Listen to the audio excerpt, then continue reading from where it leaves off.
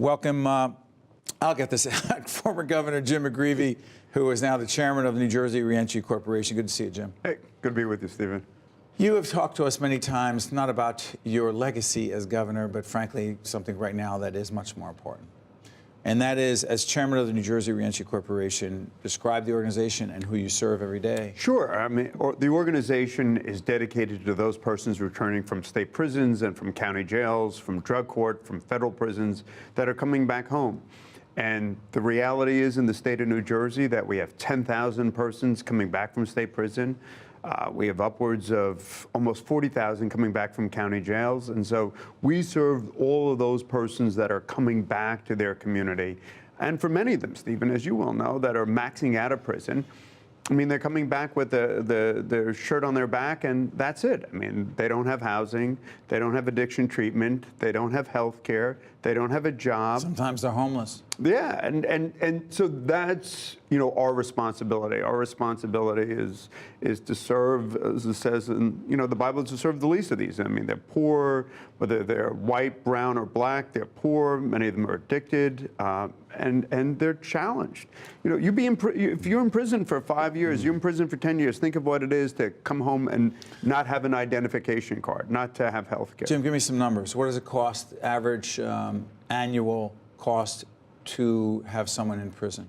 The average cost in the state of New Jersey is approaching $55,000 a year. Each prisoner? Each prisoner. What does it cost? $55,000 a year. For you and your colleagues. And we're not going to turn this into a commercial spot for your folks, no, but the numbers are what they are. What does it cost? Yeah, the numbers are less than $2,200 per person. To do what? To do what? To connect them to housing, addiction treatment, health care, employment and training, and legal services to clean up the legal wreckage of their life so that they can get a license, so that they can qualify for many of these programs.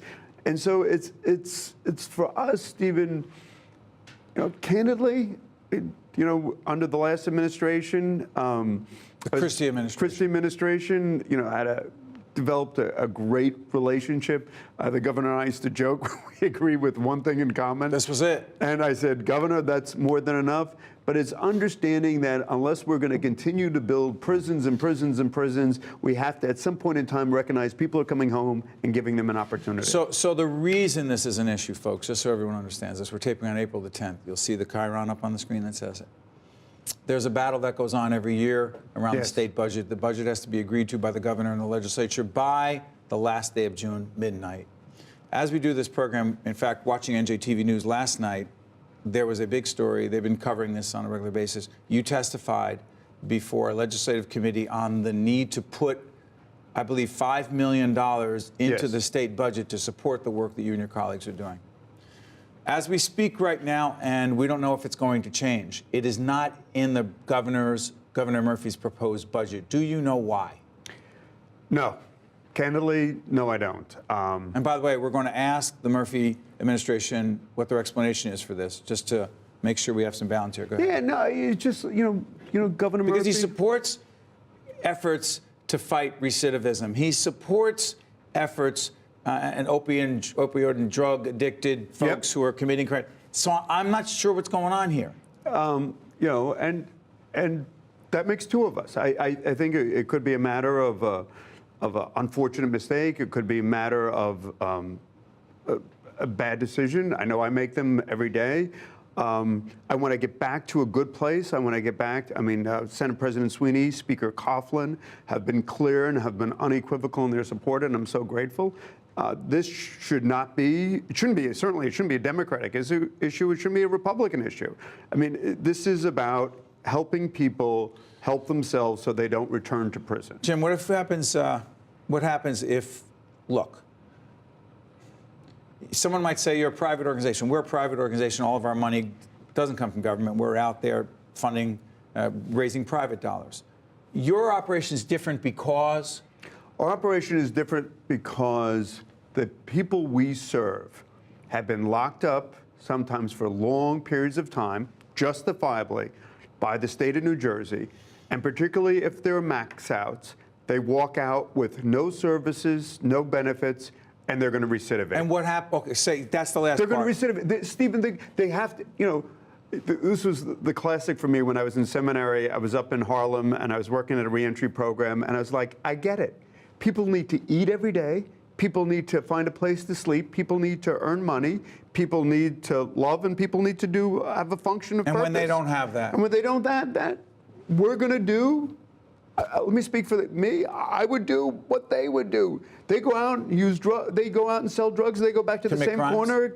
Yeah, you go back, you're running and you're gunning and you're doping because you don't have any other options. When I see employers and they say, Jim, we got to have a process, I said, my guy's got to eat tonight. So what happens is, you have to understand, like, it's either going to be Penn Station, or it's going to be like sleeping in parks, or it's going to be a needle in the arm with hepatitis C and all those problems, or we're going to get real. I mean, Stephen, the reality is, why are we willing to spend?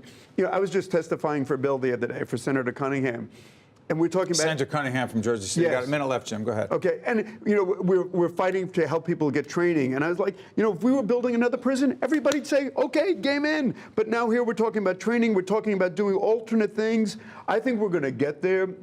I'm confident. Get there meaning some agreement with the governor and the legislature, yes, for funding of our reentry program. You believe that? Yes. You're a person of faith. I'm a person of deep faith. I have my mother lighting candles in overdrive. She's doing novenas? Oh, like my mother, exactly.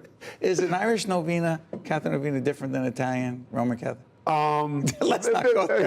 Exactly. They still work. They still work. Listen, we're going to promise. I know that our colleagues at NJ TV News are following this on a regular basis. And I want to thank NJ TV News, because this is like, our clients don't have a lobbyist. Our clients have, this is it.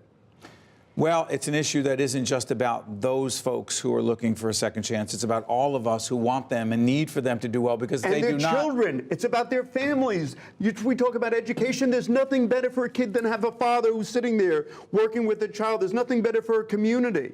If we don't reunify families, that kid doesn't have a shot. Jim McGreevey, former governor, but right now, frankly, more importantly, the chairman of the New Jersey Reentry Corporation. Thank you, Jim. Thanks, Stephen. God bless. Stay there. Same to you. We'll be right back right after this. State of Affairs with Steve Adubato is a production of the Caucus Educational Corporation, celebrating over 25 years of broadcast excellence. State of Affairs with Steve Adubato is brought to you from the Agnes Veris NJTV studio at 2 Gateway. Funding has been provided by the New Jersey Education Association, Englewood Hospital and Medical Center, Horizon Blue Cross Blue Shield of New Jersey, New Jersey Sharing Network, the Turrell Fund, supporting Right from the Start NJ, Fedway Associates, Guarini Institute for Government and Leadership at St. Peter's University, and by these public-spirited organizations, individuals, and associations committed to informing New Jersey citizens about the important issues facing the Garden State.